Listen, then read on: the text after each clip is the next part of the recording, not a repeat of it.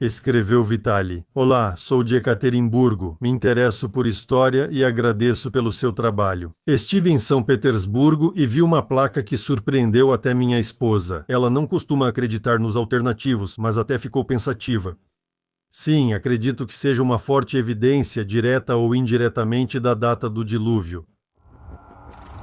Vitali, aqui está um gráfico feito por pesquisadores da história alternativa que mostra as datas dos dilúvios. Os avós dos nossos tataravós conseguiram transmitir restos de informações que chegaram até alguns dos seus tataranetos. Por que estão escondendo tudo isso da gente?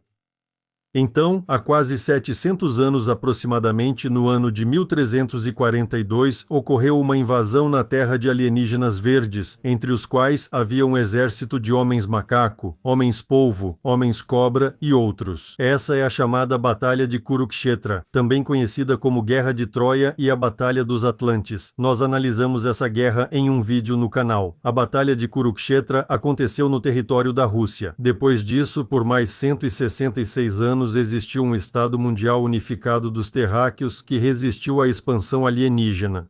Ano de 1509, divisão da civilização védica, surgimento de religiões e dos povos modernos a partir de macacos proto-híbridos, como arcantrópico, sinantrópico e neandertal. Esta é a era do início, criação de novas línguas, Torre de Babel, começo do projeto bíblico, surgimento do Império Romano e transformação populacional na Europa, Oriente Médio e Roma. Após por 166 anos veio a restauração da civilização, chamada Era do Renascimento, com nova cultura e substituição de valores. Ano de 1675, Armagedon, Apocalipse e fim da civilização antiga. Bombardeios nucleares em larga escala destroem infraestrutura, vida na Sibéria e África, criam desertos e eliminam defesas espaciais e frotas aérea e espacial. Dessa época até o século XIX, barro caía do céu. Outra possível causa desse Armagedon foi a Lua ter caído em Fata. Depois disso, 150 anos de uma civilização entre dilúvios, transição da construção para o tijolo, limpeza de regiões e cidades que resistiam. Sodoma e Gomorra, aproximadamente no Oriente Médio. Cidades da Sibéria e América do Norte eram destruídas por grandes explosões, em outros locais, soterradas por pedras. Analisamos fatos e evidências dessas limpezas em vários vídeos do canal. Ano de 1812, uma guerra em grande escala, uma limpeza com o uso de grandes exércitos e armas de destruição em massa. Presumivelmente, e como indicam os fatos, o ano de 1824 foi o início do dilúvio bíblico mundial. Quando os continentes afundavam sob as águas, parte deles voltava à superfície, a onda do dilúvio vinha do Oceano Ártico, novas cadeias de montanhas surgiam, vulcões eram ativados nos continentes e enormes massas de água saíam do interior da Terra. O ano de 1842, provavelmente, é o ano do fim do cataclismo e o início de uma nova era, uma nova ordem mundial na qual existimos atualmente. As cidades vazias foram restauradas e já podem ser habitadas. Esse é o fim do Império Romano, pelo menos oficialmente, e o início do século do Império Britânico, além do começo da história oficial. A transição para a energia paga, a separação da Europa da Ásia da Sibéria, a colonização da Sibéria e o repovoamento dos territórios despovoados. E como elites e organizações secretas conhecem esses períodos. Por isso, o próximo apocalipse, dilúvio ou algo assim deveria ter acontecido por volta do início dos anos 2000, por isso houve um aumento do pânico, assim como em todos os anos seguintes. Ou seja, hoje nós meio que já passamos desse período de 150 anos ou 166 anos e estamos sempre esperando o próximo apocalipse, mas por algum motivo ele não acontece. Por que não está claro o que mudou e as pessoas em geral não sabem sobre os acontecimentos do passado e muito menos entendem por que deveriam esperar um Armagedon nuclear e, em seguida, um dilúvio planetário. Este esquema mostra a essência do carrossel. Escreveu Andrei Aparin. Como você mencionou nos vídeos, as catástrofes do passado estão veladas na cultura de massa. Gostaria de chamar sua atenção para este trecho de uma série de anime. Quer dizer que você decidiu recuar? Eles cercaram a capital, tivemos que sair, não podíamos fazer nada. Nós vamos queimar este planeta. Até o fim, isso é alguma piada? Você viu? Sim, de fato, já suspeito há muito tempo que alguns desenhos animados japoneses vêm de alguns arquivos antigos. Tem coincidências demais com o que os alternativos descobrem. Sobre o passado, anime ópera espacial, Encoraçado Espacial, Yamato 2199 bombardeio planetário do Império Garmilas. A ideia é que os frequentes bombardeios destruíram a superfície, tornando-a inabitável e forçando a humanidade a viver em cidades subterrâneas. Como sabemos, a Terra também está repleta de comunicações subterrâneas e cheia de assentamentos. E o dilúvio foi feito para enterrar os restos da população e tudo o que era necessário para a vida que estava na superfície. E vale notar que o governador, o comandante e os soldados têm a pele azul, enquanto os nativos, que foram exterminados, eram rosados. Eles se recusaram a se submeter à colonização, aterrissaram para uma missão destrutiva. Talvez intervenham na batalha. Batalhas 19. Será que o distrito conseguirá no dia a dia, sem muita recomendação barulhenta, os jovens exibidos? Ugriumonov Estatal, continuação. Enviou. Kirill é o autor do método FISTA. Fizeram um vídeo sobre como determinar se a Terra é plana ou esférica? Os espectadores já enviaram vídeos e fotos desses raios solares invertidos do lado oposto ao pôr do Sol, e isso é interpretado como luz de um segundo Sol, como foi mostrado em edições anteriores. E agora Kirill encontrou um exemplo visual que explica que tudo isso não é nenhum segundo Sol ou uma fonte de luz desconhecida onde não deveria estar, mas sim um efeito óptico comum. Este exemplo refuta a teoria do segundo Sol e mostra que frequentemente confundimos desejos com a realidade. Nos enganamos por não conseguirmos ou não querermos considerar outras versões, explicações para efeitos ópticos anômalos.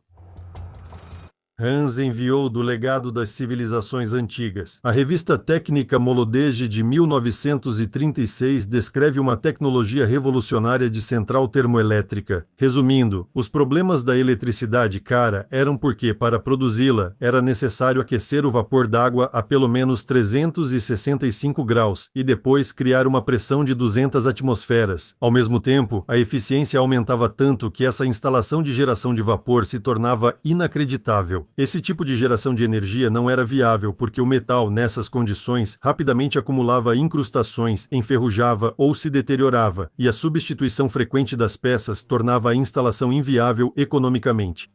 E então, em 1914, surgiram as primeiras usinas de mercúrio-água, e já em 1933, uma instalação desse tipo operava em escala industrial na estação da General Electric Company, com potência de 20 megawatts, e tudo estava indo muito bem. O vapor de mercúrio fornecia 500 graus e 200 atmosferas sem oxidar ou enferrujar o equipamento, e a instalação ocupava muito menos espaço.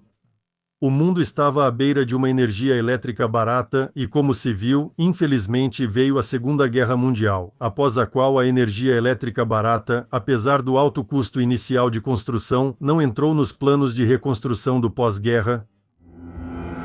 Escreveu Batsanta no chat do Telegram. Não entendeu o propósito dos vídeos com o Sol? Fui eu que fiz. Animação criada com quadros fornecidos por Nicolai do chat do canal Telegram Nova Realidade, que filmou o Sol. Então no vídeo há uma sequência de fotos tiradas do mesmo ponto da Terra, no mesmo horário do dia, mas em dias diferentes.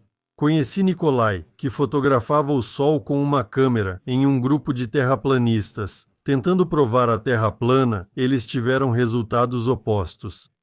Ou seja, essa filmagem do Sol nos dá uma ideia sobre duas coisas. Ninguém consegue registrar nenhuma agitação da fotosfera com nenhum tipo de filtro. Assim, não é possível saber a velocidade das tempestades magnéticas nem se realmente existem. Além das instalações gráficas das agências espaciais, não podemos ver isso de outro modo.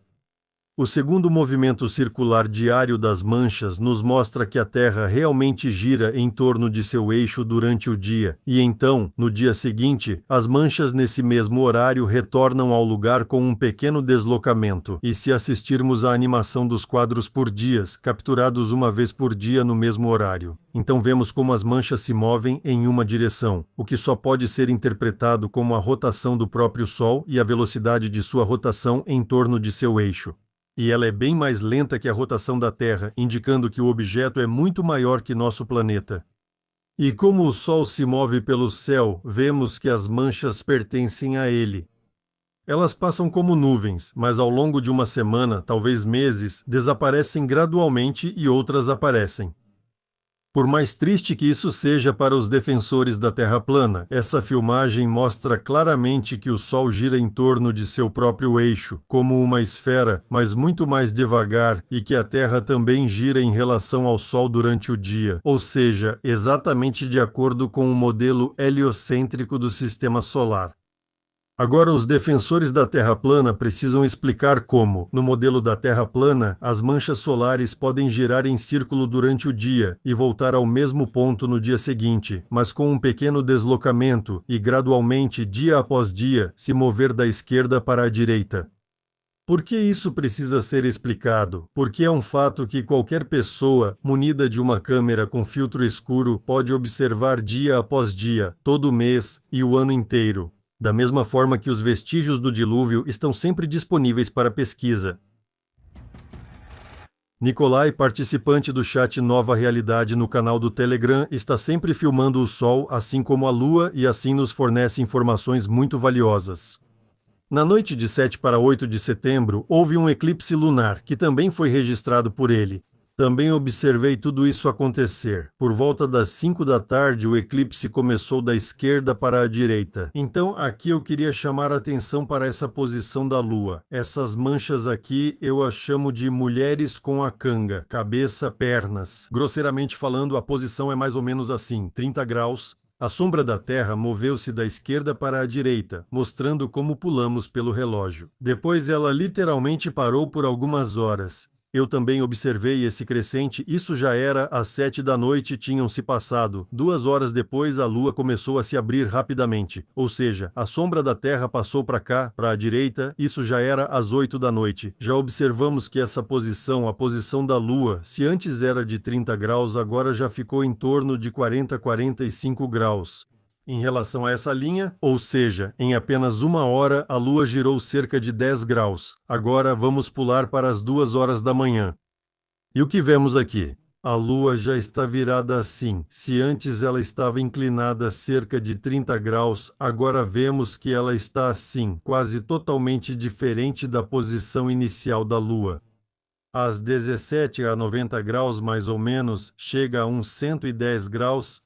Nesse dia, Nikolai registrou a Lua girando 110 graus em poucas horas. E como podemos ver, aqui está 2 horas e 13 minutos, 2 horas e 52 minutos. Ou seja, em pouco mais de 40 minutos, vemos que a rotação da Lua continuou. Ela continuou girando para esse lado, já que Nikolai não filmou mais depois disso. Talvez ela tenha girado 120 graus, não 110, que era exatamente o que precisávamos provar. Tenho certeza de que a inclinação da Lua em 110 graus não foi causada pelo nível de embriaguez do Nikolai naquele momento. Tenho certeza de que ele manteve rigorosamente o nível horizontal da filmagem e até registrou alguns planetas. Durante todos esses anos, eu observo constantemente a Lua, especialmente quando está cheia, quando é possível vê-la. E isso acontece bem raramente. Acontecem essas mudanças, mas acontecem, e de forma totalmente imprevisível do ponto de vista científico. Se analisarmos durante um mês, essa mudança pode ocorrer. 5. O que são 5 graus? É só esse valor mais ou menos, ou seja, a Lua oscila para cá e para lá uma vez por mês. Os astrônomos não veem isso. Além disso, 8 bilhões de pessoas também não veem, só algumas pessoas raras.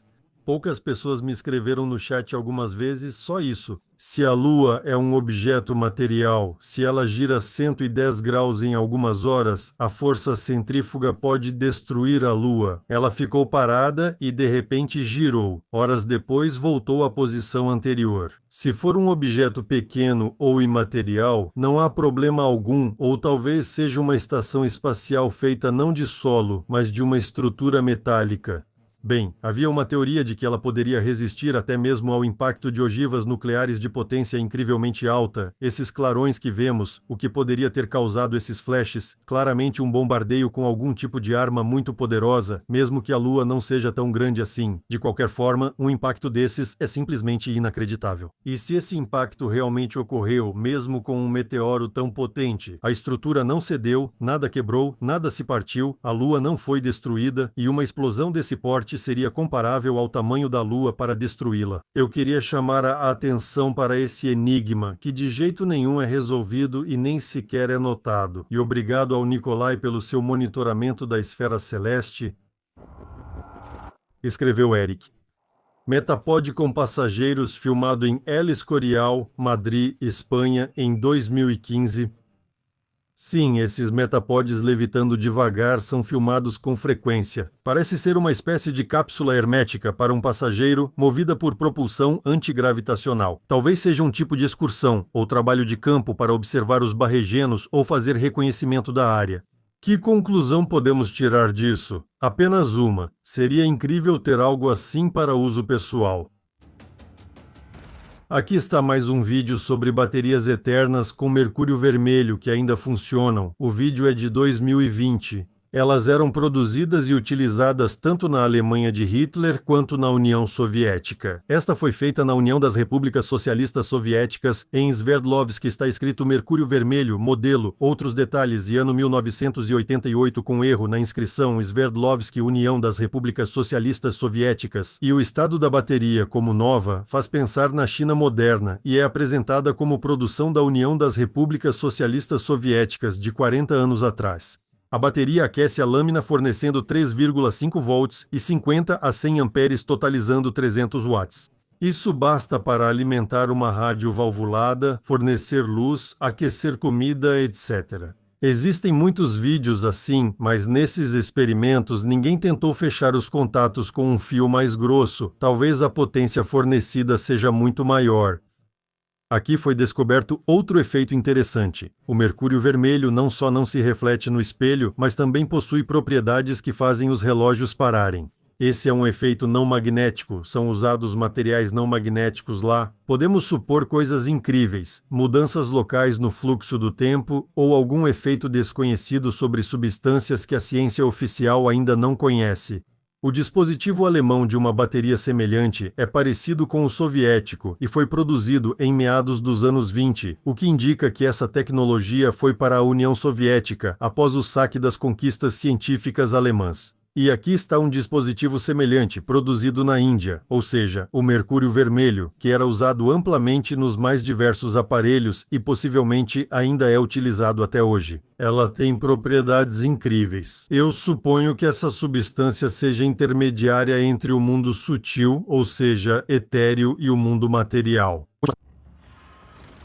O autor de vários vídeos no canal Zelesnodorosny enviou essa informação. Uma explosão nuclear de grande potência gera um impulso de micro-ondas que afeta nosso cérebro como a vodka, causando um efeito de embriaguez e morte de neurônios. Depois disso, a pessoa fica mais burra, restando apenas as grandes conexões neuronais. Ou seja, os inteligentes morrem e todos viram idiotas. Rozetochkov. Lembro das conversas na União das Repúblicas Socialistas Soviéticas dizendo que Lenin era inteligente por ter um córtex cerebral poderoso, mas esse espessamento é justamente o chamado cretinismo Rozetochkov.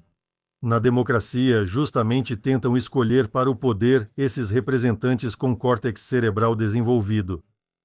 Aliás, sim, existe essa informação de que as guerras civis da civilização humana anterior eram travadas justamente com armas de plasma. Os restos daquela tecnologia nós observamos em numerosos canhões daquela época. Na verdade, eles disparavam plasma, e as balas eram usadas como obturadores. Esse uso se devia ao fato de que essa arma, embora reduzisse a matéria a pó, não destruía o potencial espiritual, que era o principal valor daquela civilização passada. Essa destruição de uma pessoa era equivalente à cremação de um falecido em uma fogueira, e a pessoa podia reencarnar rapidamente, sem perder os acúmulos evolutivos. O enterro moderno de um cadáver na terra congela esse processo por dezenas de anos, não permite que a alma se separe do corpo em decomposição, e a mumificação, na verdade, congela a reencarnação por tempo indeterminado.